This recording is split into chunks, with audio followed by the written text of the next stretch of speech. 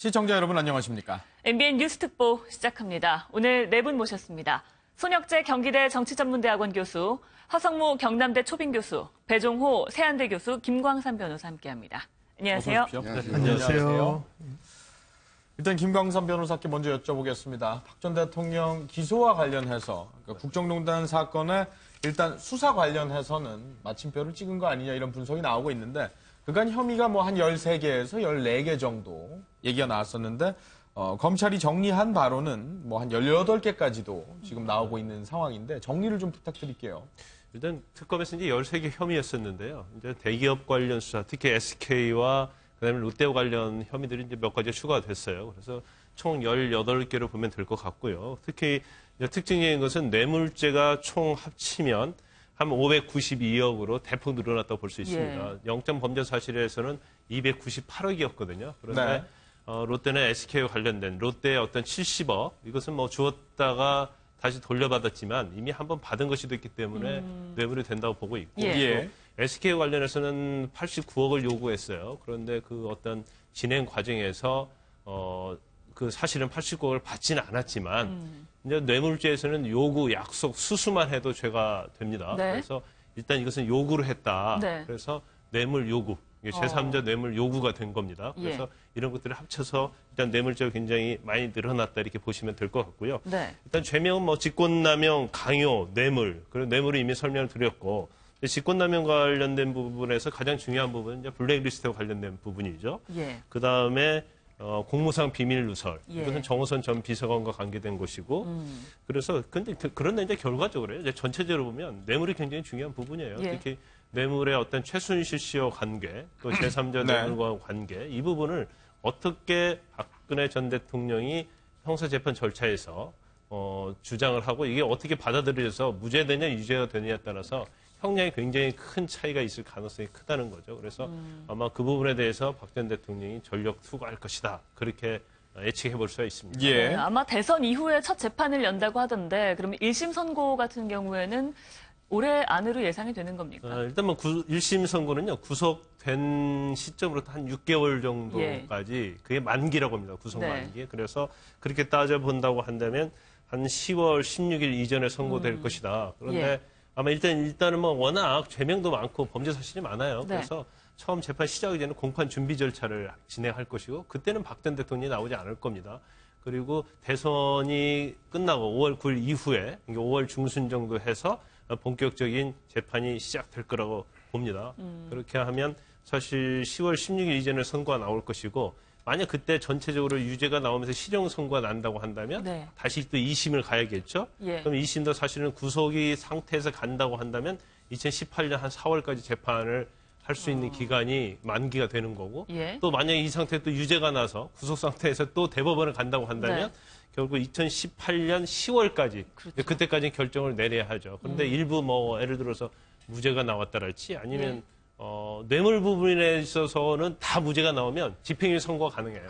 그런데 뇌물 부분에서 일부라도 유죄가 되면 집행유예 선고는 불가능합니다.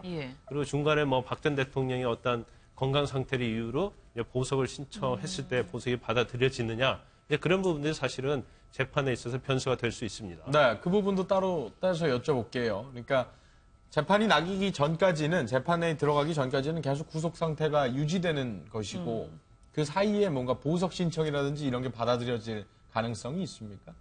그건 저는 개인적으로 이제 보석 신청은 뭐 받아들이지 않을 가능성이 크다고 봅니다. 일반적인 어떤 법조의 관례에 의하면 무죄를 다투는 사건 자체는요 범행을 인정하고 반성하지 않기 때문에 시간도 뭐 재판에서 굉장히 많이 끌고 지금 구속영장 청구가 됐고 발부 사유 중에 하나가 증거인멸에 관한 부분이 들어가 있지 않습니까?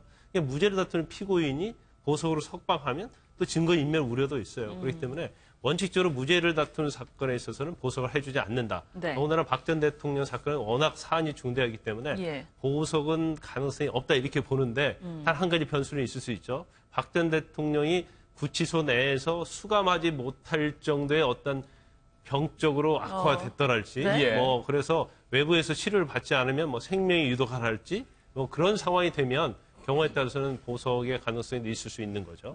신청 자체의 여부에 대해서도 한번 따져보죠. 보석 신청을 할 가능성이 있을 거라고 혹시 보십니까? 저는 이 변호인단에서 여러 가지 방법을 강구할 거라고 봅니다. 그래서 보석도 그 중에 하나 검토가 될 텐데 예. 지금 김 변호사 말씀하신 것처럼 그런 것들이 거의 가능성이 없을 거라고 보지만 예. 어쨌든 변호인으로서는 여러 가지 방안들을 모색하지 않겠습니까? 예. 그래서 그걸 하려고는 하겠죠. 네, 그렇게 보시고 또 다른 의견도 있으십니까? 예, 지금 변호인 측을 통해서 나온 이야기인지는 모르지만 측근이라는 분들이 예. 이미 이야기를 주변으로 흘리고 있는 게 있죠. 네. 박근혜 대통령 안에서 굉장히 힘들어하신다. 그리고 전 대통령이 식사를 못하고 있다. 그 이유가 위장병이 있어서 그렇다.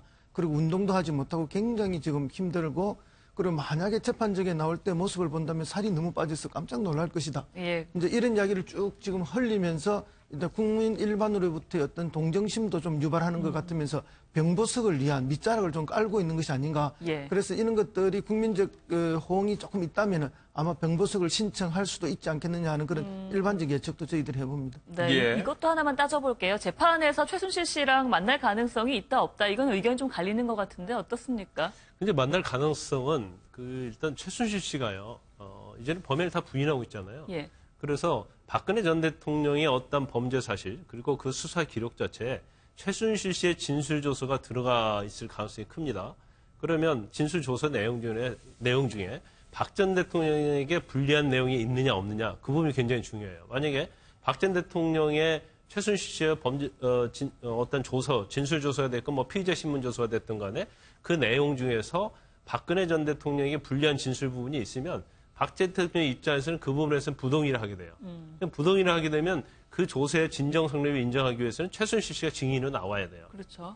그러는데 제가 볼 때는 아마 박 전 대통령도 최순실 씨가 법정에 증인으로 나오는 걸 원하지 않을 것이고 그다음에 두 번째는 최순실 씨가 박 전 대통령에게 불리한 진술을 했을 가능성이 거의 없다고 봐요. 예. 그러면 최순실 씨의 어떤 조서에 대해서 동의를 해버리면 최순실 씨는 법정에 나올 이유가 없어요. 그런데 단 한 가지 최순실 씨의 조서에 대해 다 동의를 하면 부동의를 하면 이제 검찰에서 최순실 법정에 증인을 신청합니다. 근데 동의를 해버리면 그럴 필요가 없는 거죠. 예. 그런데 박 전 대통령 입장에서 네. 최순실은 나에게 유리한 증인이다 하면 검찰 측 증인이 아니고 박 전 대통령이 자신의 어떤 유리함을 위해서 최순실을 부를 수 있어요. 그 가능성은 상당히 있다고 봅니다. 예. 그래서 최순실을 불러가지고 우리는 그냥 사적인 관계였지 어떤 이런 공적인 거에서 이해관계를 가지고 사적 이익을 추구한 것이 아니지 않느냐. 그러면서 어떤 변호인 신문을 통해서 박 전 대통령의 유리한 부분을 증인심을 할 수 있어요. 근데 그 가능성은 충분히 있기 때문에 어느 경우든 제가 볼 때는 최순실 씨가 나올 가능성은 상당히 존재하고 있다 이렇게 봅니다. 예. 이제 향후 재판으로 넘어가면 지금까지 절차에 대해서 좀 살펴봤는데 법리적인 다툼이 상당할 것으로 예상이 됩니다. 일단은 혐의 자체에 대한 의문점도 제기하고 있는 상황입니다. 직권남용 강요 혐의와 뇌물죄 혐의가 좀 충돌하는 부분이 있지 않냐라는 지점도 있고 본인은 뇌물죄 관련해서도 본인은 이제 선의로서 이루어진 일이다라고 계속 주장할 수도 있는 것이고 향후 그 부분에 대해서 보석이랄지 여러 가지 몸 자체를 이제 신체 자체에 대해서 피할 수 있는 그런 방안도 모색할 수 있는 것이고 이 부분에 대해서도 한번 따져보겠습니다. 네, 제가 볼 때는 이제 박근혜 전 대통령이 보석 신청을 할 가능성이 굉장히 높다고 봅니다. 맨 처음에 이제 본인이 좀 신병이 자유롭게 되려면은 구속적 부심을 신청했어야 되는데 구속적 부심을 신청 안 했거든요. 예. 근데 이제 본인 입장에서는 좀 신분이 자유롭게 해야만이 좀 방어권을 행사할 수 있고 또 무엇보다도 정치적인 영향력을 좀 발휘해서 태극기 집회 참석자들 중심으로 인해서 본인의 좀 무죄를 계속 주장할 수 있는 그런 정치적인 배경을 좀 만들고 싶을 텐데 그런 점에서 제가 볼 때 이제 보석 신청을 할 가능성이 매우 높다고 보고요. 그리고 이제 보석 신청을 하려면 어떻게 해야 되냐면 기본적으로 변호사님 말씀하신 것처럼 현재는 어떤 건강상의 이유밖에 없거든요. 근데 지금 이제 보도에 따르면 이제 박근혜 전 대통령 같은 경우 계속해서 지금 외출도 하지 않고 운동을 일절 안 하는 걸로 알고 있어요. 예. 그리고 식사도 제때 못 하고 굉장히 전해진 야였다. 얘기입니다. 예. 그러면은 어떻게 보면은 액면 그대로 본인이 몸이 굉장히 쇠약해진 상황일 수도 있고 또 어떻게 보면은 쇠약한 상태를 만들어서 보석 신청의 명분을 만들 수도 있지 않는가 네. 이런 생각도 조심스럽게 듭니다. 예.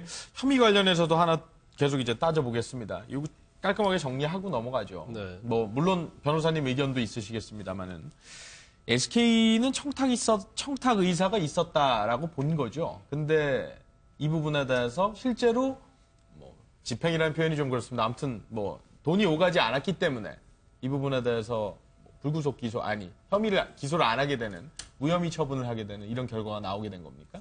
일단 검찰은 뭐 앵커께서 말씀하신 것처럼 그렇게 판단을 한 것 같아요. 그런데 사실 이제 SK와 관련된 부분은 뭐 여러 가지를 보면 사명과 관련해서 좀 대가성이 있다는 부분이 많이 나타나고 있지 않습니까? 예. 더군다나 임원이 구치소 가가지고 또 왕 회장이 뭐 귀국 임박했다. 우리가 좀 많은 부담을 가질 것 같다. 이제 그런 얘기도 했을 뿐 아니라 또 뭐 문자 메시지를 통해서 하늘과 같은 은혜에 어떻게든 보답을 하겠다. 이제 그런 걸 보면 이미 사면 전에도 어떤 청와대에 어떤 조율이 있었고 또 그 결과로서 SK 최태원 회장이 사면된 게 아니냐. 이제 그런 우리가 의심을 충분히 해볼 수 있고 어느 정도 어떤 증거도 뭐 간접적인 증거는 있다고 봅니다. 예. 그런데 이건 약간 법리적인 문제가 좀 있을 수 있어요.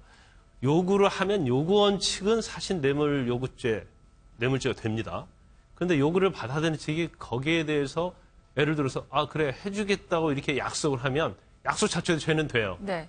그런데 검찰에서는 지금 사실은 이제까지 언론에 알려진 바에 의하면 89억 요구했는데 이거 너무 사업성을 보니까 예. 너무 이게 부실하다는 거죠. 예. 그래서 그 부분에서 조율을 한 게 있거든요. 조율을 한 게 있고 결국 30억 정도 해줄 수 있다 이렇게 얘기를 했어요. 네. 근데 만약 이게 언론에서 나오는 사실 그대로라고 한다면 사실은 어떤 약속을 돈을 안 줬어도 약속을 한 걸로 볼 수가 있는 거예요. 그러네요. 그렇기 예. 때문에 그 부분에 약간 법리적으로 죄가 될 수 있는 부분도 저는 있다고 봅니다. 개인적으로. 예. 그렇지만 이제 검찰에서는 그렇게 돈도 주지도 않았는데 뇌물로 주지도 않았는데 그 부분까지 뭐 입건을 해서 처벌하는 것은 너무 가혹하지 않나. 네. 그런 판단이 좌우했습니다. 네, 기술적으로 정중히 거절했다라는 표현을 써서 어쨌든 이 부분에 대한 혐의는 적용됐습니다만 이걸 법적으로 처리하지는 않겠다라는 입장인 것 같고. 그 부분 예. 관련해서 제가 좀 말씀드리면은 네. 검찰 입장에서는 상당히 이제 경제 살리기라는 부분도 좀 고려할 수밖에 없지 않습니까?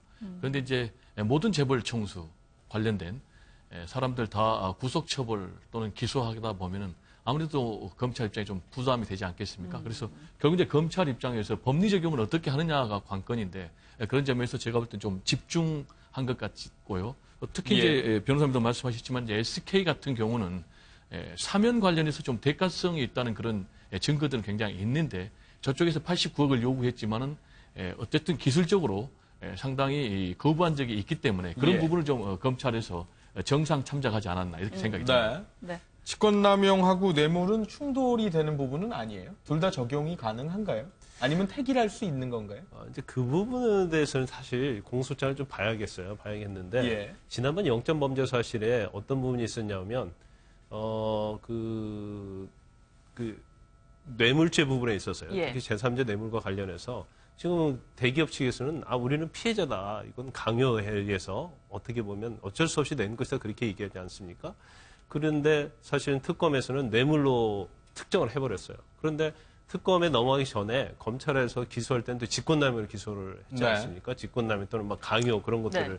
다 적용을 했는데 지난번 박근혜 대통령의 영장 범죄 사실에서는 직권남용도 되고 뇌물도 된다. 일부에 대해서는 그렇게 영장의 범죄 사실을 기재를 했거든요. 예. 그렇기 때문에 그것은 한겨 행위로 뭐 방송에도 여러 번 나왔지만 어떤 행위를 했는데 이게 이죄도 되고 저죄도 되는 걸 우리가 상상적 경합이라고 합니다. 그래서 검찰에서는 아니 돈 받은 것 자체만으로 뇌물도 될 수 있고 아니면 강요도 될 수 있다. 그런데 그러면 한 개의 행위가 두 개의 범죄에 해당한다고 그렇게 영장범죄사에 기재를 했었거든요. 그런데 지금 이제 명확히 공소장에 대해서는 얘기를 안 나오는데 그러면 똑같이 상상적 경합으로 기소를 했겠느냐. 네. 이제 그 부분이 좀 문제가 될 것 같고. 예. 그런데 어떻게 해서든지요. 박근혜 전 대통령 입장에서는 사실 최순실과 관련된 공소장이 지금 아직 정리가 안 됐어요. 그러니까 박근혜 대통령이 기소한 다음에 일괄적으로 정리하겠다는 게 검찰의 생각인 것 같은데 예. 그런데 사실 특검에서 이미 뇌물로 기소를 했는데 이걸 직권남용으로 갈 수는 없는 거예요. 그래서 아까 말씀하신 것처럼 이건 직권남용이나 적어도 뇌물은 된다. 그러니까 두 가지를 범죄 사실로 예. 정리가 갈 가능성이 저는 크다고 봅니다. 왜냐하면 지금 특검대로 뇌물로 가버렸다 이게 만약에 죄가 인정이 안 돼버리면 네. 사실 여러 가지 문제점이 있을 수 있거든요. 그래서 그 부분은 곧 아마 공소장을 정리하면서 어떤 형태로든지 명백하게 나타날 것 같아요. 예, 알겠습니다. 최순실 씨 얘기도 좀 해보겠습니다. 그 전에 제가 하나 하고 싶은 말이 있는데 예. 사실은 이번에 이제 이 사건이 진행이 되면서 42명이 구속이 됐습니다만 사실은 그 우병우 전 민정수석은 구속이 되지 않은 상태로 기소가 됐거든요. 예. 그런데 사실 그 박근혜 전 대통령의 국정농단이라고 하는 것은 대통령 개인만의 범죄인 것이 아니라 그 주변에서 그걸 묵인하거나 방조했던 아니면 협력했던 사람들도 함께 공범이 되는 이제 그런 게 돼서 예를 들면 뭐 이 김위춘 전 비서실장이라든가 조현 전 장관은 구속돼 있는 거 아니겠습니까? 불행시와 관련해가지고 직권남용 관련해서 들어가 있고 안종범 수석도 전속 현재 이제 구속돼 있는 그런 상태가 되는데 우병우 민정수석은 여기 빠져 있는 그런 상황이 되는 거죠. 그동안 두 차례 특검에서 한 차례, 검찰에서 한 차례, 두 차례에 구속영장 신청했습니다만 기각이 됐습니다. 근데 지난번에 기각이 된 사유가 뭐냐면 범죄의 소명이 잘 안 돼 있다고 하는 거거든요. 그렇다면 이 보충 수사를 해가지고 범죄의 소명을 해서 기소를 해야 되는데 보충 수사를 하지 않고 했다라고 하는 것은 사실 검찰이 이 박근혜 전 대통령이나 다른 사람들에 대한 수사 의지가 이 우병우 전 수석에 대해서는 좀 약했던 것이 아닌가.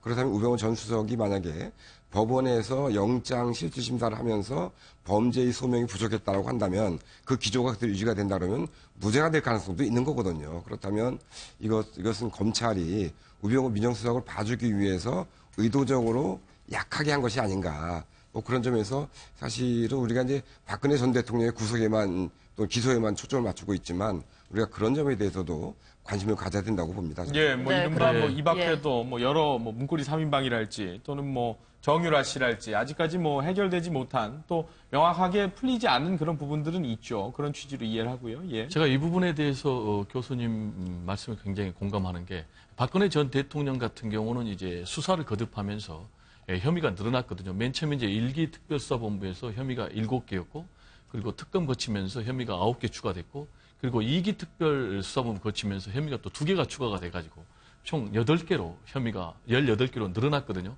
그런데 이제 우병우 전 수석 같은 경우는 이번에 검찰에서 기소할 때 특검에서 구속영장 신청할 때 청구할 때 5개의 혐의를 빼버렸어요. 이런 부분은 누가 봐도 제 식구 감싸기 아니냐. 그러면 이제 왜 그러면 검찰은 제 식구 감싸기를 할 수밖에 없느냐라는 부분과 관련해서 우병우 전 수석 같은 경우에 검찰 수뇌부하고 결정적인 수사의 국면에서 법무부 검찰국장이라든지 또 심지어는 김수남 검찰총장하고도 통화한 그런 부분이 나타났지 않습니까? 예. 그러면 당연히 이제 검찰 수뇌부 이분들에 대해서 수사를 해야 되는데 과연 수사를 했는지 그리고 그 결과가 나왔는지에 대해서는 검찰이 특별한 설명이 없는 것으로 봐서 부실 수사가 아니라는 그런 세간의 비난을 좀 피하기는 어려울 것 같습니다. 뭐 어제 뭐 팩브리핑에서는 뭐 이 더 해명을 많이 했습니다. 30분 가량을 더 30분 정도를 특별히 할애를 해서 뭐 절반 이상을 설명을 했다고 하는데요. 그 부분도 일단은 참고 말씀드리고 네. 최순실 씨 관련 얘기로 넘어가겠습니다. 네. 지금 뭐 법정에서 뭐 짜증을 내고 호통까지 쳤다라는 그런 부분들이 또 전해져서 본인이 어떤 생각을 갖고 있을는지 뭐 저희가 최 씨의 생각에 어째서 집중을 해야 되느냐, 이걸 알아야 되느냐, 뭐 이런 필요 자체에 대해서도 의문은 있습니다만 어쨌든 계속 관련한 법정 사항이 진행되고 있으니까요. 그거를 허 교수께 여쭤보겠습니다. 예, 법정에서 일단 자기의 진술이 좀 오락가락하는 면이 있고 입장이 바뀌는 면이 있습니다.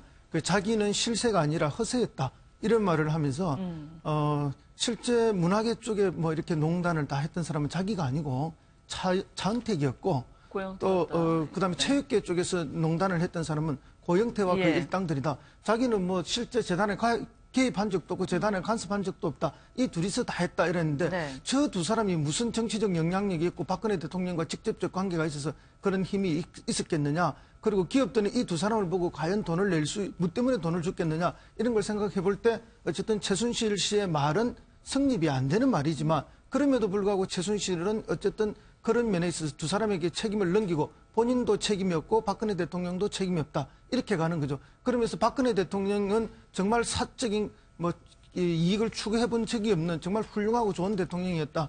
이렇게 하면서 이제 본인 때문에 뭐 이렇게 돼서 미안하다. 이런 양극단의 이야기들을 계속하면서 자신의 책임이 없는 것으로 하면서 차은택과 고영태에게 모든 책임을 뒤집어 씌우는 그런 태도로 가면서 동시에 박근혜 대통령은 오히려 책임을 면해주는 그런 방식의 모순된 진술들을 계속하고 있는 것이 아닌가. 이제 그것은 뭐 최순실 씨 입장에서는 취할 수밖에 없는 자신의 선택이라고 그렇게 봅니다. 그렇게 보면서 이제 그런 말들이 잘 먹혀 들어가지 않고 또 그런 말들을 뒤집을 수 있는 수많은 증거와 증언들이 있지 않습니까? 그것을 재판부나 검찰이 물어보게 되면 이제 저렇게 짜증을 내고 신경질을 부리고 역시 이제 평소에 늘 보여줬던 그런 갑질 아주머니의 그런 모습들을 지금도 한번 법정에서조차 재판부 앞에서조차도 그런 태도를 보여주고 있는 것이 아닌가 이렇게 보여집니다. 예. 네, 그러면서 또 어떤 검사는 유도신문을 잘하더라, 자백을 강요당했다, 또 이런 얘기를 또 했습니다. 이 주장이 도움이 됩니까? 도움이 전혀 안 되죠. 그런데 뭐 이 주장은 지금 처음 하는 게 아니잖아요. 예. 또 지난번에 또 특검에서 소환받아고 갈 때도 뭐 민주특검이 아니다, 뭐 법치주의가 죽었다, 또 여러 가지 강요하고 있다, 이런 내용들이 굉장히 많이 나와요. 그런데 이제 최순실 씨가 너무나 모르쇠로 일관하니까 사실 검찰이 됐건 특검이 됐건 수사하는데 굉장히 애를 먹었을 거예요. 네. 그러니까 기본적인 사실, 예를 들어서 뭐 청와대에 보안 손님 들어갔지 않느냐, 이건 뭐 명백히 나타나는 사실이잖아요. 근데 그것도 아니라고 얘기를 하는 거예요. 그러니까 증거를 들이대도 그건 아니라고 얘기하기 때문에 이게 사실 조사를 하는데 진도가 나가지 않는 거예요. 예. 그러니까 본인 얘기는 이영렬 중앙지검장도 불러서 사실대로 얘기하는 게 좋을 것이다, 이렇게 얘기했다는데 네. 이런 걸 이제 자백의 어떤 강요나 뭐 그렇게 볼 수는 해당하지는 않는다는 아니죠. 거죠. 아니고 예. 일단 이제 최순실 같은 경우는요, 그 너무나 명백한 걸 많이 부인하기 때문에 네. 그 중에 사실은 일부 사실일 수도 있어요. 그런데 예. 뭐 증거가 명백한 것도 너무 부인을 해버리니까 나머지도 다 거짓이 될 수 있는 네. 그런 상황이고, 그다음에 이제 최순실 씨의 가장 이제 박근혜 전 대통령이 기소가 되고 최순실 씨는 박근혜 대통령이 둘이 이제까지는 뭐 경제적 공동체냐, 뭐 정서적 공동체냐 그런 얘기가 나왔지만 이제 재판 절차가 시작되면서 법적 운명 공동체라고 저는 그렇게 단언을 하고 예, 싶어요. 예. 왜냐하면 둘이 공범으로 돼 있지 않습니까? 네. 그런데 최순실 씨의 어떤 공범의 존재는 박 전 대통령이 공무원으로서 이러한 범죄를 저질렀느냐 안 저질렀느냐, 그거에 관한 거예요. 최순실 씨는 공무원이 아니잖아요. 그래서 공범이 돼야만이 최순실 죄가 되는 거죠. 그래서 박 전 대통령은 최순실 씨한테 나는 이용을 당했다 해서 둘이 관계가 아무리 어떤 범죄를 저질렀다 하더라도 둘이 공모한 부분이 없고 절연 상태가 되면 둘 다 무죄가 나오는 거예요. 그래서 결국 박 전 대통령도 계속 모르쇠고 최순실 씨도 계속 모르쇠로 가고, 네. 특히 최순실 씨가 예를 들어서 수사 과정에서 인정을 했어요. 예. 뭐 여러 가지 혐의를 인정을 했는데 나는 자백 강요를 받아서 인정을 했다. 그러면 그 진술조서가 증거 능력이 없어지는 거죠. 인정이 된다고 한다면. 그런데 조서 자체에 다 모르다고 했기 때문에 나는 자백을 강요받았다 한다 할지라도 조서를 증거로 어차피 쓸 수 없는 거 아닙니까? 네. 부인을 하기 때문에. 그래서 뭐 이렇게 가든 저렇게 가든 저런 진술 자체는 아무런 의미가 없고, 단지 본인이 이제 법정을 워낙 많이 다녀보고 네. 특검이 됐건 검찰이 됐건 수사를 워낙 많이 받다 보니까 이제는 오히려 법정의 흐름을 본인이 좌우하고 판사의 어떤 그런 소송 지휘권까지 간섭하는 그런 굉장히 오버된 행태가 나타나고 있는 재판을 거예요. 또 많이 하다 보니까요. 그런 예. 게 있는 것 제가 같습니다. 볼 때는 이 최순실 씨 좀 전략이 좀 잘못된 것 같습니다. 최순실 씨 입장에서는 박근혜 전 대통령을 살리려면은 자기가 확실히 총대를 매든지 이래야 되는데, 이제 자기도 살고 또 박근혜 전 대통령도 구하려고 하다 보니까 이게 충돌되는 것 같아요. 네. 그래서 제가 볼 때는 만약에 자기 말대로 정말 박근혜 대통령을 걱정한다면 본인이 자기가 했다고 해야 되는데, 지금 말한 대로 자기는 허세고 고영태, 차은택 이런 사람들이 실세다 그러면 네. 누가 봐도 그럼 박근혜 전 대통령이 아바타 움직이듯이 했는데, 그러면 박근혜 전 대통령이 왜 했느냐라는 부분에 대해 설명이 안 되지 않습니까? 그런 부분에서 계속 최순실 씨는 이제 법정에서 충돌되면서 재판부에 네. 감정만 자극하는 그런 결과가 나오지 않을까. 네, 그 이제 정도입니다. 예. 저는 뭐 최순실 씨가 뭐 전략을 가지고 한다기보다는요, 현재 굉장히 불안한 심리가 반영이 돼가지고 횡설수라는 그런 측면이 아닌가, 그런 것도 우리가 고려해봐야 된다고 생각을 합니다. 예. 왜냐하면 사실은 최순실 씨가 유럽에 있다가 귀국을 한 것도 사실은 이 내가 들어와서 약간만 고생을 하면 박근혜 대통령이 빼줄 것이다라는 그런 믿음을 가지고 있었을 텐데, 박근혜 대통령마저 구속된 상황, 이런 상황에서 자신이 누구에게도 기댈 수가 없다, 이렇게 되고 그 과정에 있었던 모든 것을 다 자기가 다 책임진다는 생각을 하니까 책임을 지지 않기 위해서 책임 회피를 하면서, 그냥 그러면서도 뚜렷한 전략 없이 횡설수설하는 것이지, 최순실 씨가 뭐 여러 가지 예를 들면 자신의 무죄 또는 뭐 이 박근혜 전 대통령 무죄 이런 걸 염두에 두고 노련하게 전략적으로 가는 건 아니라고 봅니다, 저는. 예, 알겠습니다. 네. 정치권 이야기로 좀 넘어가 보겠습니다. 어제부터 본격적인 선거 운동이 시작되면서 각 당에서 또 각 후보들의 로고송도 나와서 화제를 끌고 있는데요. 후보들마다 색깔이 참 다른 로고송들입니다. 먼저 들어보시고 이야기 나눠보겠습니다. 문재인 기호 1번 문재인 기호 1번 문재인 홍준표 2번 한국당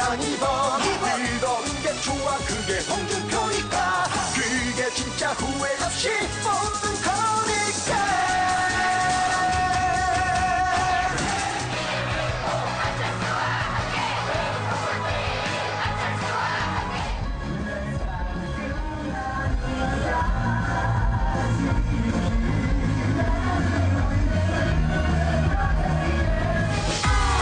이제는 안보 생각해야지. 유승민 기어잡아 사사사. 이제는 경제 걱정해야지. 우리의 기회 잡아내게 두르지 마. 이겨낼 수 있어. 다 해결해줄게. 4번 기호호번 심상 노동이 단단한 새로운 대한민국. 우리의 선택은 5번 심상정.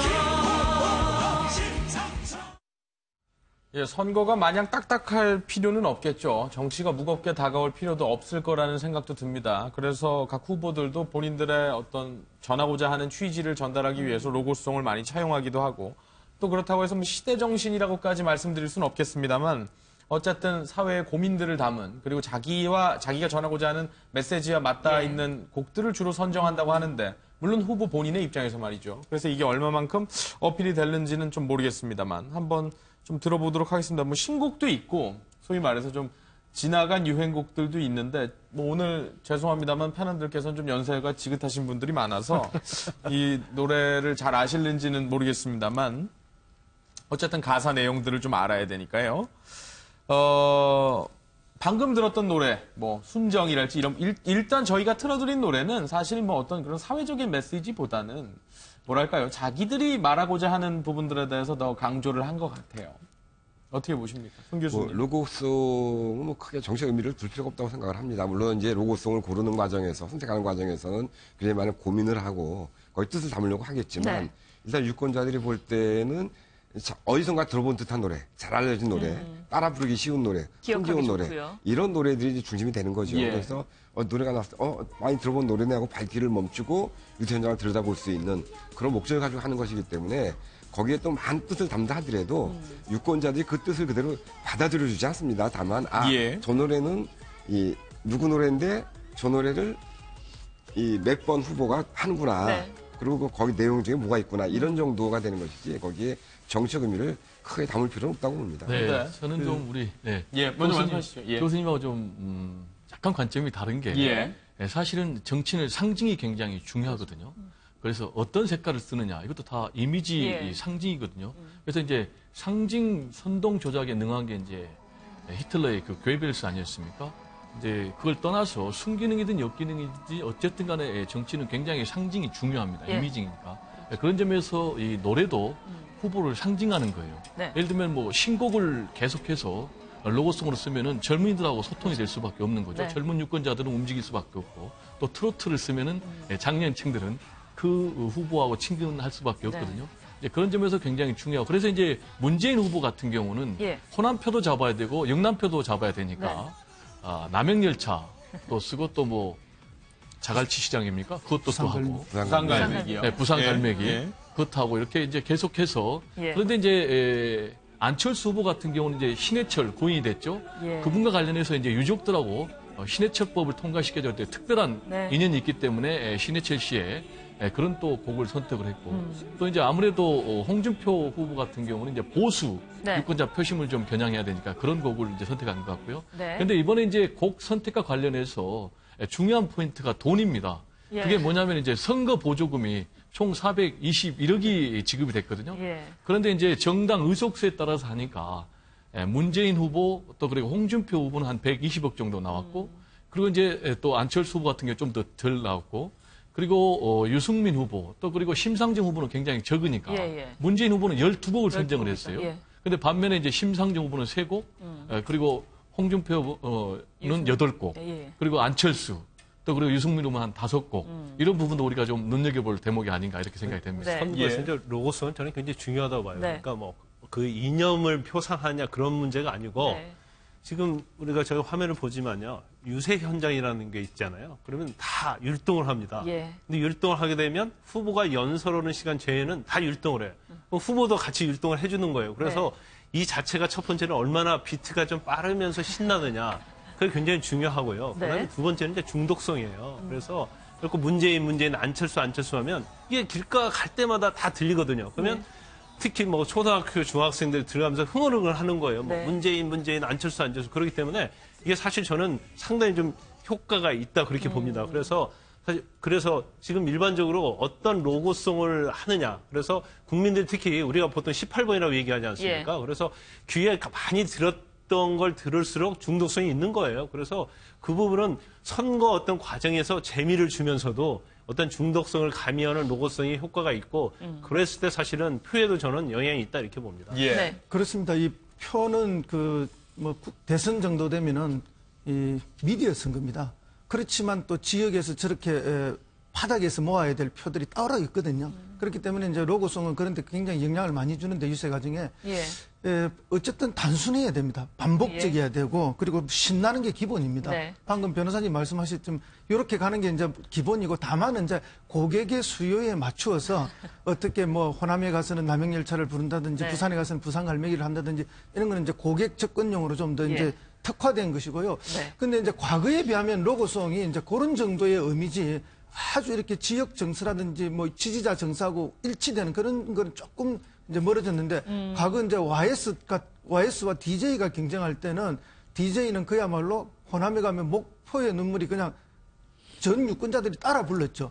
그러면 YS가 부산에 가면 또 뭘 부르는가 하면 돌아와요 부산항을 따라 부르거든요. 이제 그런 어떤 완전히 일치됐던 정서의 그런 로고송은 지금은 아니지만 그래도 유권자들에게 관심을 끌기 위한 그런 정도의 홍보 효과로서의 유권자 그 서비스 내지는 뭐 유권자 관심을 받는 그런 정도의 선정은 다 한 걸로 같습니다. 네, 저희가 앞서 장황하게 서두를 설명한 이유가 이제 역대 로고송 사례를 통해서도 볼 수 있는 대목이었기 때문에 그런데 지금 화면으로도 보시고 계시지만 그러니까 과거에 저희가 독재 시대를 거쳐오지 않았습니까? 독재 집권기를 거쳐왔기 때문에 대통령이 굉장히 권위적 좀 인물로 비춰지는 부분이 있어서 대중가요를 쓰는 것 자체만으로 뭔가 어떤 좀 탈권위적인 움직임을 보이는 것이 탈권위하는 그런 움직임을 보이는 것이 아니냐 이런 측면에서 좀 비춰볼 수 있어서 말씀을 드리는 건데 그래서 정말 뭐 유명한 노래들도 많고 지금 계속 회자되고 있는 부분들도 있고 그런 지점에서 한번 분석해 보자는 의미였습니다. 지금은 뭐 약간 표심에 의거해서 설명을 해주신 것 같은데 그 말고도 좀 다른 의미가 있는지도 한번 설명해 주시죠. 네. 손 교수님은 어떻게 보십니까? 예, 사실 로고송이라고 하는 게 이제 뭐 많은 분들이 말씀하셨습니다만 사실 이게 이제 선거 유세의 분위기를 띄우는 이제 그런 역할을 하는 거 아니겠습니까? 그러면서도 끊임없이 많은 유권자들에게 다가가서 후보를 알리는 그런 역할을 하게 되는 것이지 사실은 로고송 자체만으로 표시 문제는 건 아니라고 생각을 합니다. 예. 다만 예를 들면 제가 이제 기억나는 것 중에 하나가 이제 이 김대중 대통령이 DJ DOC와 함께 춤이라는 그걸 갖다가 했었는데요. 사실은 그 당시에 그 노래를 아마 무슨 내용인지 참 김대중 대통령은 모르고 아마 선택을 했을 겁니다. 그래서 했을 텐데 다만 팀 이름이 DJ DOC라 DJ라는 것이 같아서 선택을 했는데 그 뜻밖에도 그 당시 젊은 사람들한테 인기가 있는 노래여가지고 상당히 좋은 효과를 봤다는 그런 얘기가 있었고요. 또 저는 이 노무현 전 대통령이 상록수를 불렀을 때 직접 불렀죠. 직접 불렀던 그런 장면들이 많은 사람들한테 감동을 주었던 것이 아닌가 하는 그런 것이 있어서 사실은 그 이후로 많은 후보들이 저마다 이렇게 이 로고송들을 많이 선택을 하고 로고송을 통해 다 하려고 하지만 로고송 자체가 이 전체적인 선거를 이끌어가는 또는 후보를 이 로고송을 통해서 알리는 그거는 좀 부족하다고 봅니다. 네. 이제 지금 과거의 역대 대통령 선거하고 지금 대통령 선거가 굉장히 다르지 않습니까? 역대 대통령 선거를 보면은 뭐 정권 교체 이런 부분이 이제 확실한 이제 키워드로 있었고 또 지역 대결 양상이었고 또 보수와 진보의 양상이었는데 지금의 대통령 선거는 대통령 탄핵에 따른 또 구속에 따른 이제 조기 대선거를 하다 보니까 야야 대결 구도로 가고 있지 않습니까?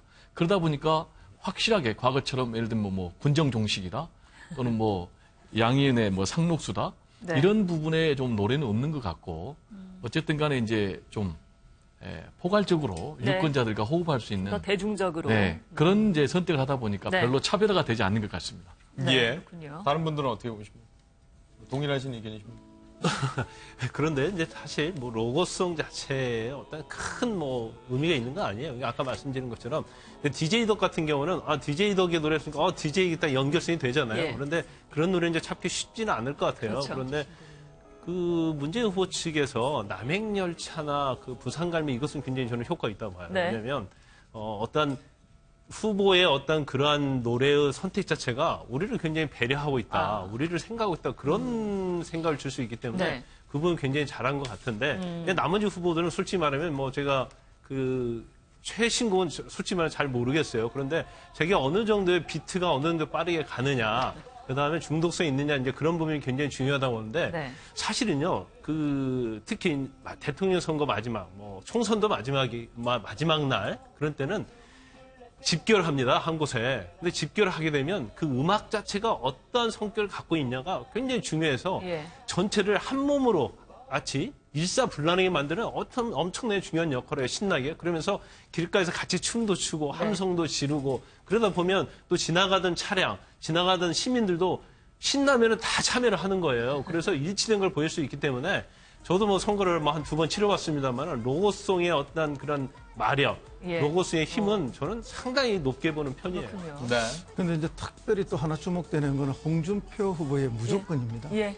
저는 이걸 참 신경 써서 골랐다고 생각합니다. 네. 굉장히 뭐 트로트고 단순하고 온 국민이 많이 노래방에서 부르는 그런 노래입니다만 왜 하필이면 무조건을 골랐을까? 예. 지금 그 영남의 보수 민심이 또 보수 표심이 자 보수 후보인 홍준표를 찍을 것인가 아니면은 안철수를 찍을 것인가 예. 전략적 선택에 대한 고민들이 있지 않습니까? 이럴 때 홍준표 입장에서는 무조건 나를 좀 찍어주세요. 지금 늘 해오셨던 대로 묻지도 따지지도 예. 말고 보수의 대표인 내를 찍어주세요 하는 그런 느낌이 강할 겁니다. 네. 그러니까 이거는 뭐 단순하고 많이 알려진 곡이라서 선택했다기보다는 그런 홍준표 후보 진영의 어떤 마음이 좀 담긴 그런 선곡이 아닌가 하는 그런 느낌이 들어옵니다. 네. 예. 뭐 의미를 담았다 이런 얘기까지 해주셨는데요. 네, 뭐 흥미있는 부분도 있고, 예, 그렇습니다. 네, 네. 포스터 얘기해보죠. 예, 선거 벽보 포스터가 또 화제가 되고 또 한간에서는 논란이 되기도 하고 있습니다. 일단 먼저 문재인 후보의 포스터부터 보시면요. 이른바 포샵을 하지 않았다라고 해서 화제가 되고 있는데 또 시선 처리도 과거와 좀 달라진 모습입니다. 이 부분에 대해서 뭐 평가를 좀 해주신다면 어떻습니까? 네. 어느 분이 먼저 말씀하시겠습니다. 예. 이번에 포스터는 일단 포토샵을 하지 않았습니다. 그래서 예. 얼굴에 나와 있는 뭐 잔주름이라든지 흰머리라든지 그다음에 머리카락 하나하나가 완전히 고정이 되지 않고 날리는 부분까지도 그대로 이렇게 썼는데요. 그것은 이제 후보 본인이 지금 그 참모진들에게 염색을 좀 했으면 좋겠다는 그 근거를 굉장히 많이 받고 있는데도 네. 나는 있는 모습 그대로 그대로 보여주겠다. 유권자들에게 보여주고 예. 싶다 하는 주장을 강력하게 해서 지금 염색도 하고 있지 않고 네. 그리고 실제 이제 사진도 나의 모습 그대로를 유권자에게 보여주는 것이 옳은 것이 아닌가. 예. 꾸며진 모습보다는 진실됨으로 접근하겠다 이런 게 이제 컨셉이고요. 예. 또 실제 본인이 상당히 이제 지금 뭐 조금 나이가 드시긴 했지만 그 지난번 선거 때 나왔던 코드 중에 하나가 꽃중년의 대표 얼굴로 그렇게 이야기가 됐지 않습니까? 예. 그래서 실제 포토샵을 하지 않아도 네. 사진이 저렇게 잘 나오니까 그대로 썼던 거 아닌가 이렇게 느껴집니다. 네. 예. 지난번 제가- 예. 네. 예. 얘기하시죠. 제가 볼 때는 이제 지난번과 이번 문재인 후보 포스터의 가장 차이점은 지난번에 이제 정권 교체 무게 중심을 두고 좀 배경을 좀 어두운 배경을 좀 썼고 네. 또 웃는 표정이 아니었어요. 근데 이번에 이제 배경도 밝게 하고 또 네. 활짝 웃는 표정을 했지 않습니까? 예. 이거는 이제 정권 교체 플러스 안정적인 이미지를 굉장히 강조하기 위해서 네. 이걸 썼다. 그리고 이제 슬로건도 뭐 나라를 나라답게 또 그리고 든든한 대통령 네. 이렇게 이제 구호를 보냈는데 여기에 대해서 또 누굽니까? 국민의당이요. 네, 국민의당에서는 이회창 후보의 이해창 포스터와 상당히 유사하다. 네네. 이렇게 또 살짝 얘기했습니다. 지적을 했습니다. 네. 과거 이회창 후보의 포스터도 혹시 있으면 좀 보여주시겠습니까? 비슷하다는 얘기가 있다는데요. 뭐 나라다운 나라 이런 걸 강조하기도 했습니다. 그런 문구들이 있으면서 비슷하다는 얘기도 나오는 것 같은데요. 가장 화제를 받고 있는 건 안철수 후보의 포스터가 아닐까 싶습니다. 일단 당 이름이 없는 포스터이기 때문에 가장 관심을 끌었는데 이것을 두고도 뭐 칭찬도 있고 비판도 있고 그런 것 같습니다. 일단 안철수 후보를 제외한 다른 후보들 다 공개를 하고 있는 것 같아요. 특히 더불어민주당에서는 보수표를 구걸하는 거 아니냐 그런 얘기를 하고 있고 또 보수표에서 굉장히 민감한 데가 바른정당하고 자유한국당 아닙니까? 예. 거기서도 계속적으로 공개를 하죠. 일단 보수표 자기들이 얻을 보수표를 안철수 후보가 가져가고 있지 않나 그런 네. 생각을 하는 것 같은데 저는 이제 그냥 유권자 입장에서 한번 본다고 한다면 일단 그 벽과 딱 붙었는데 안철수 후보 벽보는 눈에 딱 들어오더라고요. 왜냐하면 다른 벽보 자체는 사실은 이전 선거와 다 동일한 방식이지 않습니까? 물론 문재인 후보 같은 경우에는 뭐 포토샵을 안 하는 것이 좀 특징적이긴 하지만 그렇지만 이제까지 어떤 정치적인 벽보의 스타일을 다른 후보들 것이 다 똑같이 따라서 했다고 한다면 저건 좀 굉장히 좀 틀리다고 보고요. 그다음에 이제 두 가지 면에서 이제 많은 논란이 있는 것 같아요. 첫 번째는 왜 국민의당을 표기를 안 했느냐. 근데 이 부분에 대해서 사실 안철수 후보가 지금 양강구도를 가고 있고 또 안철수 후보가 국민의당이라는 후보라는 것은 누구나 다 알지 않냐. 그렇다고 한다면 꼭 그거 자체에 대해서 문제 삼을 건 아니라고 봐요. 그리고 이 부분에 대해서 디자인했던 이재석 씨 같은 얘기가 아니 벤치에 벤치로 쓰여 있느냐, 나이키에 나이키로 쓰여 있느냐 이거는 저는 설득력이 있다고 좀 보고 있고요.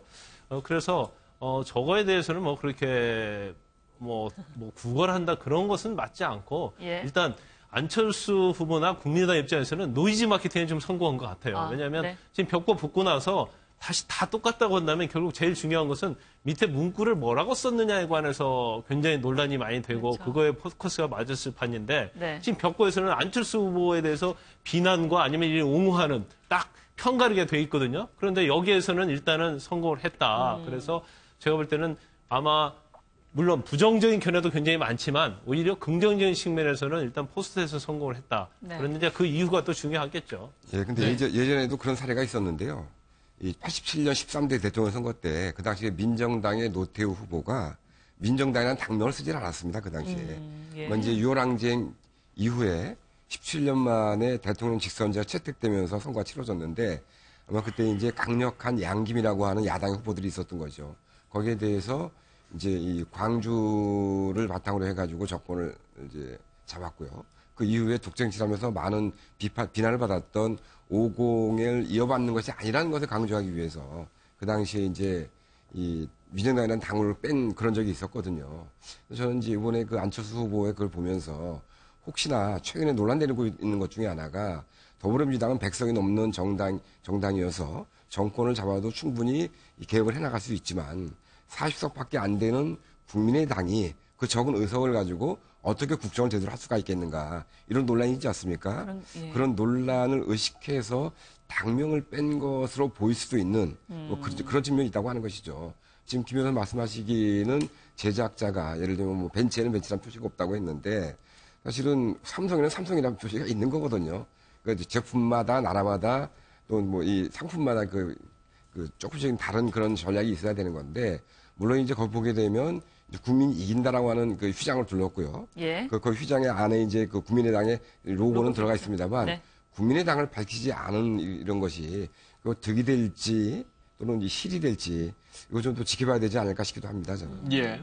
네, 제가 말씀드리고 싶은 건 좀 두 가지를 말씀드리고 싶은데 하나는 이제 파격이죠.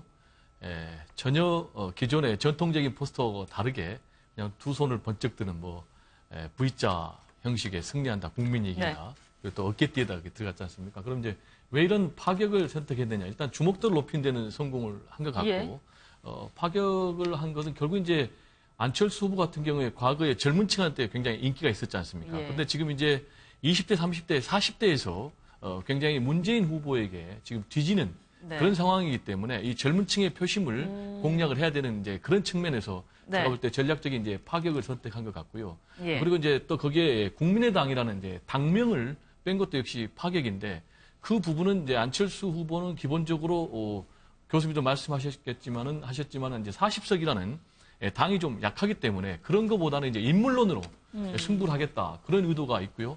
그리고 또 이제 안철수 후보 같은 경우는 이제 전통 야권표도 중요하지만 중도 보수표를 또 가져와야 되지 않습니까? 그런 것까지 이제 확장성을 염두에 두고 이런 포스터를 만든 것 아닌가. 그렇습니다. 그렇게 이제 긍정적인 평가가 있고 또 그 평가에 대한 뭐 타당성도 충분히 인정이 되는데 이제 그러다 보면 또 부정적인 평가를 하시는 분들도 있지 않습니까? 그 부정적인 평가는 방금 교수님 말씀하신 부분이기도 하지만 실제로 의석수뿐만 아니라 당 지지율이 한 20% 정도밖에 나오지 않고 그다음에 이제 민주당은 당 지지율이 40%를 넘어가는 이런 상황입니다. 그러면 안철수 후보 개인의 지지율은 35%, 33%를 나오는데 당은 20%밖에 지지율이 안 나오기 때문에 이제 결국 안철수 후보 캠프의 고민도 그거 아니었습니까? 당을 내세우는 것보다는 안철수 후보 개인을 내세우는 것이 선거에 더 유리하다. 이런 판단 때문에 결국 당명을 뺀 것이 아닌가. 물론 로고는 있지만 이제 그런 판단을 당연히 했을 거라 보고요. 이제 그래서 이제 이런 지적이 나오는 게 아니 내 부모가 아무리 부족한 부분이 있다 하더라도 내 부모는 내가 숨길 수 없고 내 부모를 자랑해야 되는데 왜 저렇게 했을까? 또 내 나라가 어떤 부족함이 있다 하더라도 내 나라는 언제나 자랑스러워야 되는 내 조국인데 그런 나라를 숨길 수 없듯이 왜 자기가 소속된 당을 숨기느냐 하는 네. 그런 일각의 비판은 있을 수는 있습니다. 예. 그러나 선거 전략적으로 안철수 후보 측에서 저렇게 만든 것은 어쨌든 성공한 건 사실이죠. 네. 그리고 이제 동시에 문재인 후보 포스터를 비판을 하면서 나라를 나라답게라는 슬로건이 이게 뭐 이해창 후보가 과거에 있었던 거하고 네. 비슷한 거 아니냐 이렇게 지적을 하는데 예. 그럼 그 밑에 있는 든든한 대통령이라는 슬로건이 또 있거든요. 예. 그럼 든든한 대통령이라는 슬로건 누가 썼습니까? 김대중 대통령이 대통령 당선될 때 썼던 슬로건입니다. 예. 그럼 왜 그 부분은 지적하지 않는가? 그래서 이제 우리가 어떤 면을 지적하고 뭐 또 평가하고 이렇게 다 있을 수 있는데 그런 양면성들이 결국은 다 있다. 예. 그리고 뭐 각자 후보는 자기를 어필할 수밖에 없는 상황을 만들 수밖에 없는데 네. 어쨌든 이 포스트 부분은 안철수 후보 쪽이 관심을 받은 건 사실입니다. 예. 네, 김 변호사님 말씀 짧게 듣겠습니다. 네, 포스터 자체는 전략이잖아요. 전략이기 때문에 사실 안철수 후보가 저런 파격적인 포스터를 한 거에 대해서는 평가를 해줘야 하고 또 문재인 후보 같은 경우에 대해서도 뭐 이회창을 따라서 했다 아니면 뭐 왜 부산 대통령이라는 말을 쓰지 않았냐 그런 비판은 사실은 물론 정당끼리 할 수 있는 비판이에요. 예, 그렇지만 그런 비판은 제가 볼 때는 좀 치졸하다고 생각을 합니다. 그래서 인정할 거 인정해주고 정말 혁신적이다. 이제까지 못 보던 것이네. 아니면 문재인 후보의 같은 경우에는 포토샵을 아는 것 자체가 사실 포토샵 아는 사진 거의 없잖아요. 이제 그만큼 나의 솔직함을 드러내겠다는 그런 거기 때문에 그런 건 이제 그렇게 봐줘야 하고 정당은 물론 비판을 할 수 있지만 예. 그걸 가지고 자꾸 너무 논란의 대상을 삼는 것은 그렇게 별로 좋지는 않은 것 같아요. 서로 간에 알겠습니다. 뭐 공격은 있을 수 있으니까요. 예. 네, 문재인 후보와 안철수 후보 어제도 뭐 외연 확장을 위해서 상대 우세 지역을 좀 두드렸다 이런 얘기들이 나오고 있습니다. 문재인 후보는 대구에 가서 통합의 역사를 써달라 이렇게 얘기를 했고요. 안철수 후보는 호남에 가서 대한민국을 바꿔달라 이런 얘기를 했습니다.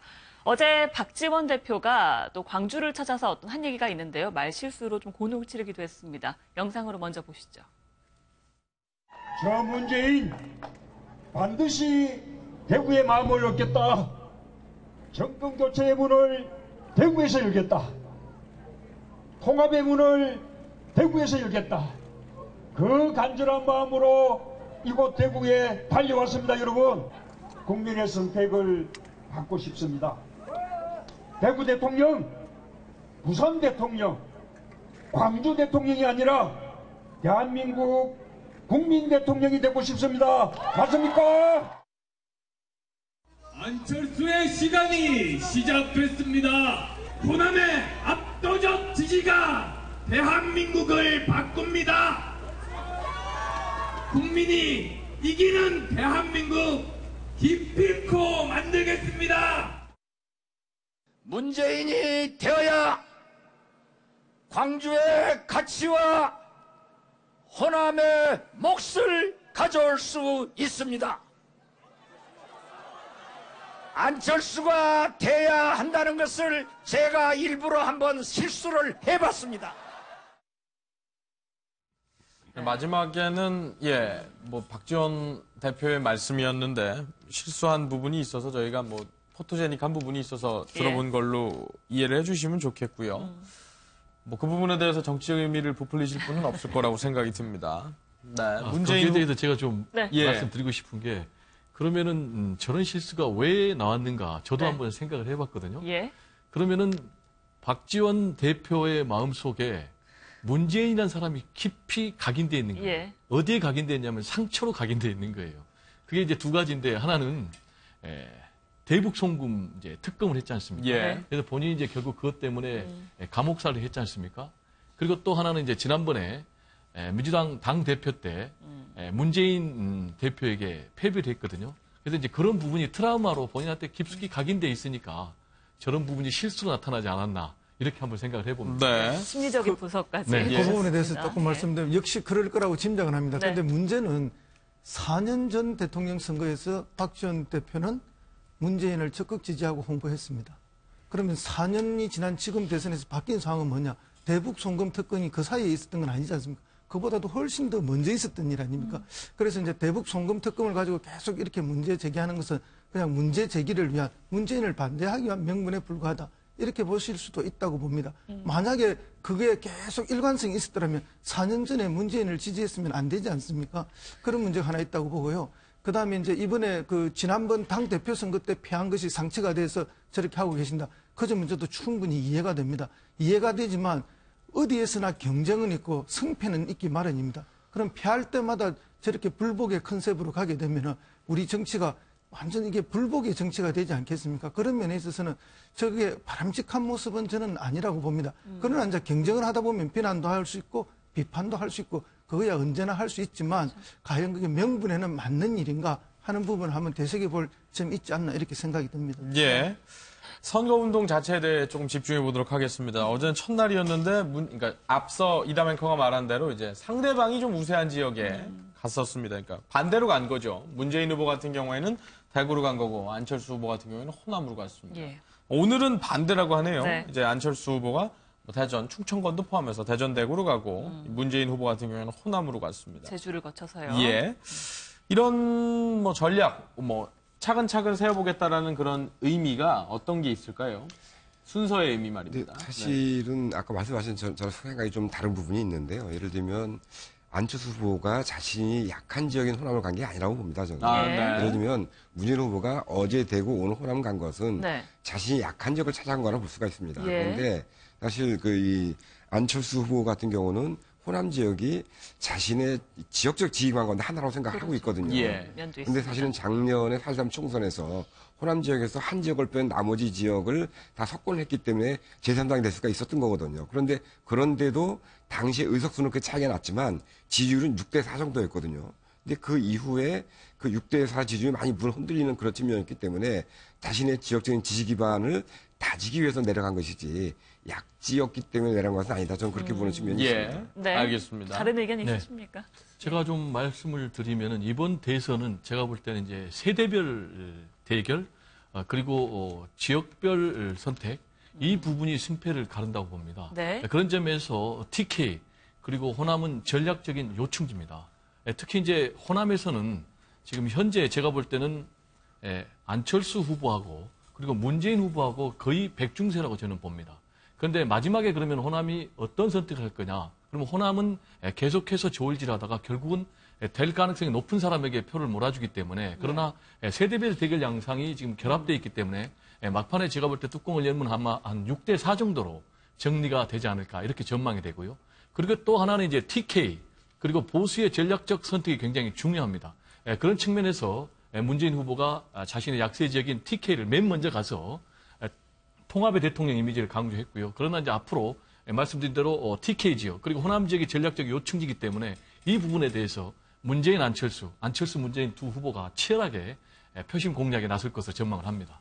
예. 이번 선거 이제 그전 대선과 다른 부분이 있잖아요. 일단 뭐 이념 구도, 그전에 뭐 진보 보수 이랬고 또 지역 구도, 그래서 동서, 그리고 TK와 호남 이랬었는데 그래서 어떻게 보면 아직까지는 그게 좀 붕괴된 그런 대선의 상황이에요. 그렇기 때문에 이제 문재인 후보가 뭐 대구로 가고 그다음에 안철수 후보가 뭐 호남을 가는 것은 물론 뭐 처음 유세에 있어서 굉장히 중요한 의미가 있다고 보지만 문재인 후보는 사실 대구에서 지금 아까 우리가 포스트를 통해서 봤잖아요. 포스트 내용도 그전과 다릅니다. 그러니까 처음에 우리가 예상했을 때는 뭐 정권 교체는 적폐가 들어갈 줄 알았지만 그런 문구를 다 삭제를 하고요. 넣지 않고 결국 뭐 든든한 대통령 그래서 통합의 이미지를 준다고 봐요. 그래서 물론 대구에 가서도 어떤 보수표를 가져오는데 중점이 두었겠지만 아까 연설 자체를 보면 거기서 유세한 연설 내용을 보면 결국 통합 대통령이 되겠다는 어떤 상징성 의미를 좀 부여하고 있지 않나 싶습니다. 예. 그리고 통합이라는 것 자체는 사실은 진보의 어떤 표만 받아서 되는 것도 아니고 보수표만 받아서 되는 거 아니잖아요. 그래서 이제 보수표를 끌어오면서 통합의 이미지에 좀 중점을 두기 위해서 대구를 갔지 않느냐. 이제 저는 그렇게 좀 생각을 해보고요. 예. 그다음에 이제 안철수 후보 같은 경우는 일단 지금 호남표가 상당히 좀 양분되어 있는 것 같아요. 뭐 저도 호남이지만 그래서 여러 가지 알아보면 표심을 이렇게 많이 막 결정이 확 어느 쪽으로 쏠리는 그런 현상은 없는 것 같아요. 지금은. 예. 그래서 안철수 후보 같은 경우는 적어도 호남에서는 내가 꽉 잡고 가겠다. 그리고 이걸 기반으로 꽉 잡고 가겠다 이제 그런 생각을 하고 있는 것 같아요. 그래서 예. 원래는 호남을 가면 대부분 광주로 갑니다. 그런데 이번에는 전라북도를 먼저 갔어요. 전주를 먼저 갔거든요. 그건 광주에 비해서 전주가 비교적 약간 중도층이 좀 많은 그러한 지역이에요. 그래서 일단 중도층이 많은 그 지역에부터 공략을 시작해서 내가 호남에서 일단 기반을 튼튼히 하고 여기서 네. 영향을 미치겠다 하고 그렇게 유세 일정을 잡은 것 같아요. 네, 다른 후보들의 일정도 조금씩 살펴보겠습니다. 홍준표 후보는 시장을 5곳을 돌았다고 하죠. 서민을 강조했다고 하고 오늘도 시장을 방문한다고 하고요. 유승민 후보의 경우에는 인천으로 가서 인천 상륙 작전을 얘기했습니다. 대한민국을 지키는 시작이었기 때문에 13일 만에 서울 수복했다. 우리도 22일 만에 수복하자 이런 얘기를 했다고 하죠. 심상정 후보의 경우에는 노동을 강조했습니다. 어제도 오늘도 비슷한 행보를 보이면서요. 노동시간 단축 공약을 발표하는 기자회견을 갖는다고 합니다. 새 후보들의 행보 가운데에서는 어떤 후보의 행보가 가장 눈에 띈다고 보십니까? 평가를 하신다면요? 예, 홍준표 후보 같은 경우 재래시장 5군데 가지 않습니까? 예. 저 어디서 많이 보던 모습 아닌가요? 박근혜 전 대통령이 유세하던 방식 그대로를 지금 예. 하고 있죠. 그만큼 이제 보수의 표심은 전통시장에서 나온다. 그 민심은 거기에 있다. 네. 이런 걸 그대로 지금 실현하고 있는 그런 모습이라고 봅니다. 그래서 홍준표 후보의 모습에서 이제 약간의 모순이 이게 어떨 때는 박근혜 후보를 멀리 해야 예. 또 이렇게 보수의 표가 올 것 같고 어떨 때는 또 박근혜 후보를 버리지 못해서 또 가까이 당겨야 되는 이런 모습인데 결국 마지막 지금 선거의 컨셉은 박근혜 전 대통령을 안고 가는 예. 그런 방식이다. 심지어 유세를 하는 방식조차도 전통시장을 찾아가는 것이 물론 뭐 그 방식이 아니라도 어느 후보라도 다 전통시장을 찾지만 유독 전통시장 중심의 유세를 하는 것은 그 방식을 그대로 따라가고 있는 것이 아닌가 그렇게 특징 지어질 수 있습니다. 네.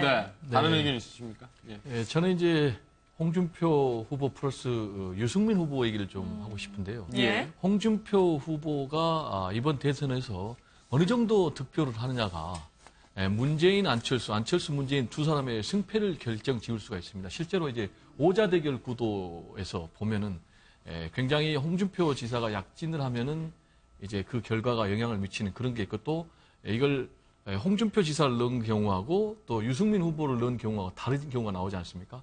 그래서 이제 홍준표 후보가 과연 앞으로 얼마만큼의 표를 얻느냐가 굉장히 중요한 부분일 것 같고요. 또 하나 이제 유승민 후보 같은 경우는 아시겠지만 현재 본인은 보수의 새로운 희망을 기치로 내걸고 굉장히 TV 토론에서 승기를 잡았다. 예. 좋은 모습을 보여줬다고 그래서 열심히 하는데 내부에서는 지금 후보 사퇴론 움직임이 벌어지고 있지 않습니까? 네. 그래서 유승민 후보가 과연 후보로서의 완주를 할 것인지 그리고 앞으로 그 내부에서는 29일까지 현재처럼 뭐 2% 3%대면은 후보 사퇴를 공식으로 요구하겠다. 예. 플러스 안철수 후보 지지를 선언하겠다. 이런 움직임까지 나오기 때문에 과연 유승민 후보가 후보 완주를 할 것인지 이 부분도 굉장히 이번 대선의 중요한 변수 중에 하나가 아닌가 생각이 됩니다. 네. 아무도 심상정 후보에 대해서 얘기를 안 해주셔서 형평성 차원에서 저희가 대신해서 말씀을 드리면 네. 포스터라든지 이런 부분에 뭐 로고송이라든지 이런 부분에 있어서 진실은 침몰하지 않는다.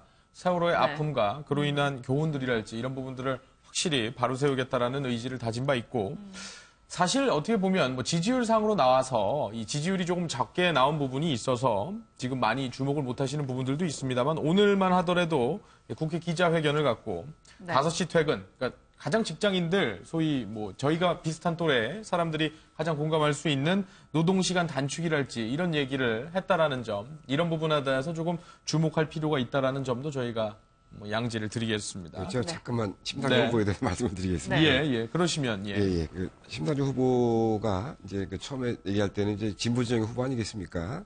진보진영의 후보가 되는데 심상정 후보의 이 출마는 상당히 의미가 있는 것입니다. 진보진영에서는. 왜냐하면 우리 진보 정치 세력이 예. 중에 하나인 민주통합당이 이제 해산되지 않았습니까? 그 이후로 선거에서 보게 되면 진보 이쪽 지지자들이 상당히 많이 줄어들었습니다. 유권자들이 많이 줄어들었기 때문에 어쨌든 이번 선거를 통해서 당선은 안 되겠지만 진보 정치의 가치라고 하는 것이 어떤 것인지, 그다음에 노동을 존중하는 사회가 어떤 사회가 되는지 이런 것들을 국민들에게 알리겠다고 하는 예. 그런 의지를 갖고 있는 거거든요. 그러니까 득표율과 또는 지지율과는 무관하게 심상정 후보는 자신이 추구하는 또는 정의당이 추구하는 그런 가치를 가지고 끝까지 이 노력을 할 것이라고 저는 생각을 합니다. 네. 그렇습니다. 예. 진보 정당에서 내세웠던 공약들이 사실은 시간이 조금씩 지나면서 다른 보수 정당에서 일부를 받아들이는 것으로 지난 10여 년 동안 발전해 왔거든요. 그래서 진보정당에서 저런 의제를 먼저 던짐으로써 그것이 당장 실현되지 않는다 하더라도 시간이 지나면은 어느 정도 수용되는 우리 사회 분위기 이런 걸 봤을 때 심상정 후보는 끝까지 가면서 자기의 의견이나 슬로건을 관철하려고 굉장히 노력을 할 겁니다. 그래서 사실은 보면 지금 심상정 후보하고 사이가 제일 좋은 후보가 유승민 후보예요. 예. 두 분이 만나면 가장 반갑게 만나고 심지어 심상정 후보가 사석에서 이런 이야기까지 했다는 거 아닙니까? 유승민 후보가 너무 진보적인 공약을 많이 내놔서 우리가 공약 낼 게 없다. 예. 방금 저 5시 퇴근법 같은 경우에도 유승민 후보는 칼퇴근법을 또 이야기하거든요. 예. 그것은 이제 노동 시간 단축의 문제도 있지만 동시에 일이 많아졌을 때 노동 시간이 단축이 되면 결국 다른 사람들에게 일자리를 나눠줘야 되는 일자리 나누기에 또 새로운 일자리 창출의 예. 그런 공약도 동시에 이루어지는 것이기 때문에 의미 있는 그런 공약이라고 봅니다.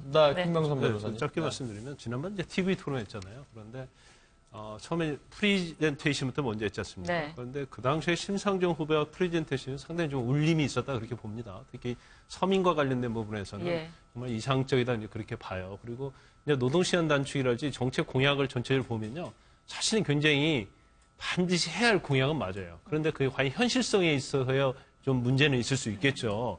그런데 좀 안타까운 면이 있다고 한다면 이러한 정책 공약들이 사실은 지금 대선 후보들이 굉장히 많이 받아들여야 할 부분이라고 생각합니다. 네. 그럼에도 불구하고 보수가 됐건 진보가 됐건 어떤 표를 의식하다 보니까 이러한 공약이 굉장히 조명을 좀 받지 못하고 있다 이런 생각이 좀 들고 그다음에 사실 심상정 후보가 그날도 TV 토론 굉장히 잘했다고 봐요. 예. 잘했다고 보는데 대선 후보들이 이러한 부분들을 좀 많이 좀 수렴을 했으면 좋겠고 좀 안타까움이 있다면 심상정 후보가 너무 지지율이 낮아서 이런 것들이 좀 영향을 미치지 못한다는 거에 좀 안타까움이 있는 거죠. 네.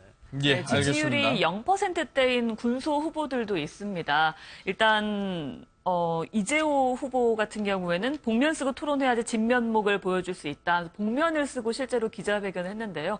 복면 토론을 제안하기도 했고요. 조원진 후보 같은 경우에는 태극기를 들고 대구 서문시장을 찾아서 박근혜 전 대통령의 명예회복을 시켜야 된다라고 주장하기도 했습니다. 남재준 후보 같은 경우에도 한반도 주변국 가운데 대한민국의 영토적 야심 없는 나라 미국분 이런 얘기를 하기도 했고요. 지금 나오는 화면은 이재호 후보인데요. 복면을 실제로 쓰고 기자회견을 하면서 복면 토론을 하자 이런 얘기를 했거든요. 네. 보셨습니까? 이제 이재호 후보는 이제 복면 토론하자는 이유가 네. 특정 후보를 지지해서 찍는 게 아니고 예. 다 싫으니까 싫은 사람은 안 되는 표를 찍는 건 좀 잘못됐다. 그래서 복면강, 복면 이제 강 예. 뽑는 식으로 해서 다 복면 쓰고 뭐 유세를 하자, 토론하자 뭐 이런 주장인데요. 네. 지금 이제 이번에 좀 주목해야 될 부분이 역대 재선 가운데 이번에 후보가 15명이 등록을 했죠. 예. 그럼 역대 최대가 12명이었거든요. 그렇죠. 그럼 이제 그때보다 더 많은 이유가 네. 뭐냐면은 이제 결국은 정치적 불확실성이 커졌기 때문에 그렇다고 저는 진단합니다. 예. 그럼 이제 이분들 가운데 여러 의도를 가지고 아마 출마를 했을 거예요. 왜냐하면 이제 기탁금만 해도 3억을 내야 되거든요. 그렇죠. 그러면은 이분들 같은 경우는 0%면 전액 보전을 못 받고 예. 다 이제 상실되는 그런 돈인데 그러면 네. 왜 나왔을까? 여러 가지가 이유가 있겠지만은 뭐 조원진 후보 같은 경우는 이제 친박의 그런 존재감을 자기가 대변하겠다 그런 뜻이 있겠지만은 예. 제가 볼 때는 이제 어차피 이번 대선 이후에 여소야대 전국이니까 협치를 해야 되거든요. 그리고 또 큰 정계 개편이 있어야 되거든요. 그럼 이제 정계 개편 과정에서 뭔가 자신들의 활동 공간을 사전에 좀 만들어 놓자는 그런 포석이 아닌가 이렇게 생각이 됩니다. 예. 조원진 후보 같은 경우에는 앞서 저희가 포스터 얘기할 때 잠깐 화면으로 나갔는지는 저희가 미처 모르겠는데, 예, 뭐, 같다고 하네요. 화면이 좀 나갔었던 부분이 있는데, 내용은 상당히 좀 심각한데, 포스터는 뭐, 좀 캐리커처라고 할까요? 예. 이런 부분들을 해서 조금 유화시키는 측면도 있는 걸로 분석이 되고 있습니다. 이들의 주장, 그러니까 이들이 왜 나왔는지, 그러니까 현실적인 부분이 있을 수 있잖아요. 무조건 뭐 지금 이 부분에 대해서 딱 선을 그어서 말할 수는 없지만, 네. 그 관련한 부분들에 대해서 한번 알아보려고 했었는데, 예, 오늘 시간 관계상 이 말씀은 다음 기회에 다시금 나눠보도록 하겠습니다. 네, 저희 예. 오늘 말씀은 여기까지 듣겠습니다. 고맙습니다. 고맙습니다.